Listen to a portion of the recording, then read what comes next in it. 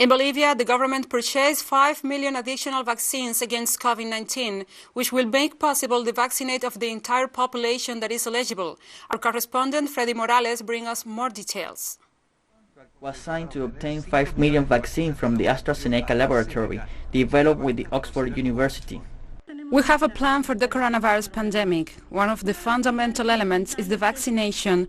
The second element is the massive test to be able to have diagnosis. And the third element is the coordination to work on the assistance on time, the isolation and the treatment of the people. The first contract covering 5.2 million doses was previously made for the Russian vaccine Sputnik, so the number of doses is over 10 million. With this Astra-Zeneca vaccine and the negotiation to join the COVAX system, and additionally the purchase we made of the Russian vaccine, we will vaccinate 100% of the eligible population in the country. President Arce warned that the immunization process will begin in 2 months, so he called on the population to adopt maximum measures to prevent contagion. The population has to become aware that during these 2 months that we have left, we have to resist.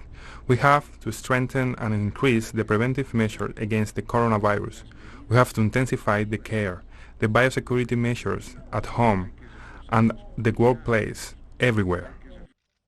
The government strategy to face the second wave of the pandemic includes the mobilization of the leaders of social organizations in neighborhoods and rural areas to encourage the population to be tested free of charge, to enforce the protocol for taking care of the sick and the forthcoming vaccination.